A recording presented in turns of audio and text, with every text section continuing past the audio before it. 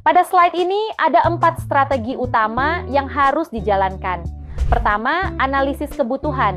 Identifikasi secara tajam apakah pendanaan tersebut untuk operasional harian atau investasi jangka panjang. Kedua, pemilihan sumber. Pilihlah pemberi pinjaman yang menawarkan biaya bunga paling optimal dengan tenor yang sesuai. Ketiga, monitoring rasio. Pantau angka-angka likuiditas secara rutin agar kesehatan finansial tetap terjaga dan tidak melewati batas aman.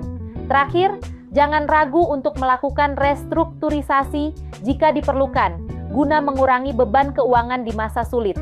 Dengan mengombinasikan keempat langkah ini, hutang tidak lagi menjadi beban, melainkan menjadi alat strategis untuk mempercepat pertumbuhan bisnis Anda.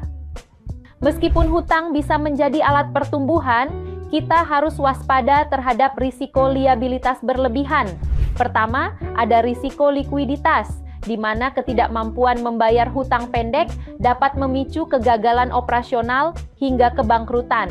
Kedua, risiko solvabilitas muncul jika total hutang terlalu besar dibanding aset, sehingga perusahaan terancam tidak mampu melunasi seluruh kewajibannya. Selain itu, kita harus mewaspadai risiko bunga, karena beban bunga yang tinggi akan menggerus laba dan membatasi ruang investasi. Terakhir adalah risiko reputasi. Masalah hutang yang tidak terkelola dengan baik akan merusak kepercayaan investor dan kreditur. Memahami keempat risiko ini adalah kunci untuk menjaga keberlanjutan bisnis dalam jangka panjang. Sebagai penutup materi teknis, sangat penting bagi kita untuk memahami bahwa pengelolaan liabilitas di Indonesia diatur secara ketat oleh Pernyataan Standar Akuntansi Keuangan atau PSAK.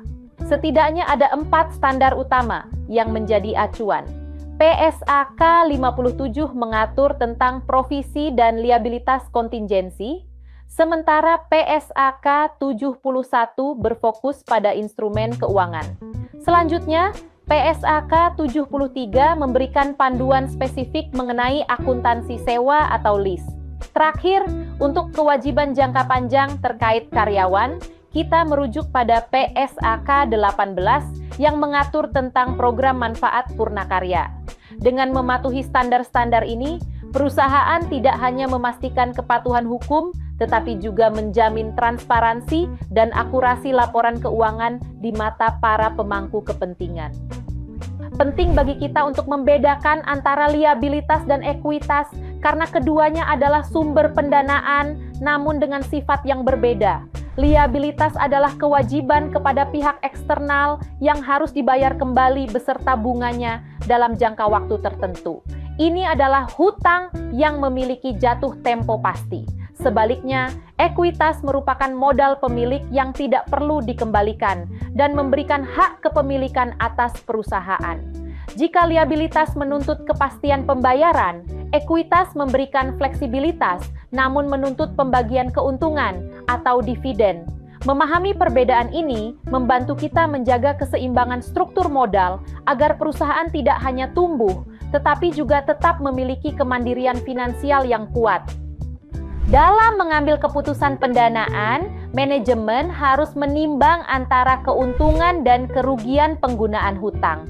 Sisi keuntungannya, hutang tidak mengurangi persentase kepemilikan pemilik saat ini. Selain itu, bunga hutang dapat berfungsi sebagai pengurang pajak atau tax shield, serta memberikan efek leverage yang berpotensi meningkatkan imbal hasil ekuitas atau ROE perusahaan. Namun, di sisi lain, hutang membawa kerugian berupa kewajiban pembayaran tetap yang harus dipenuhi tanpa peduli kondisi laba perusahaan. Hal ini secara otomatis meningkatkan risiko finansial dan membatasi fleksibilitas arus kas. Jika jumlahnya berlebihan, hutang bahkan dapat menurunkan peringkat kredit perusahaan. Oleh karena itu, kunci utamanya adalah menemukan titik keseimbangan agar manfaat yang diperoleh jauh lebih besar daripada risiko yang harus ditanggung. Dalam praktik akuntansi, pencatatan liabilitas mengikuti 4 tahapan sistematis untuk menjamin keakuratan laporan keuangan. Pertama adalah Pengakuan, di mana liabilitas diakui saat kewajiban timbul dari transaksi masa lalu dan nilainya dapat diukur dengan andal. Kedua, pengukuran, yaitu menentukan nilai liabilitas berdasarkan nilai wajar atau nilai tercatat sesuai standar yang berlaku. Tahap ketiga adalah penyajian, di mana liabilitas harus ditampilkan di neraca dengan pemisahan yang jelas antara kategori jangka pendek dan jangka panjang. Terakhir adalah pengungkapan, yaitu menyajikan informasi detail mengenai sifat dan risiko liabilitas dalam catatan atas laporan keuangan.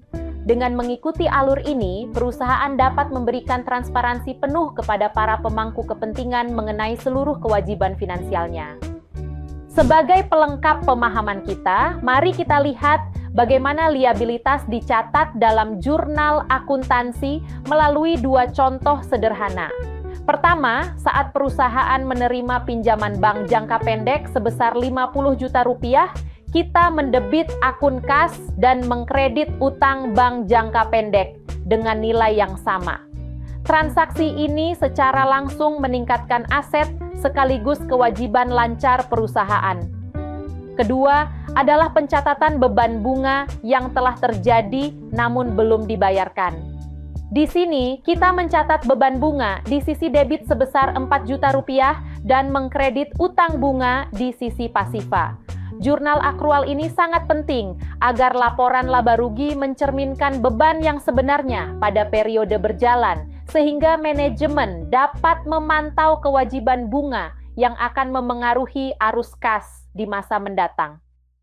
Sebagai rangkuman dari seluruh pembahasan kita, ada 4 pilar utama dalam akuntansi liabilitas yang harus kita pegang teguh.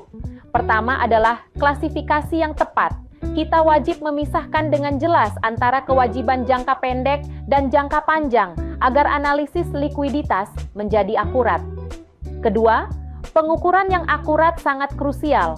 Pastikan setiap nilai hutang diukur dan dicatat sesuai dengan standar akuntansi yang berlaku tanpa kompromi.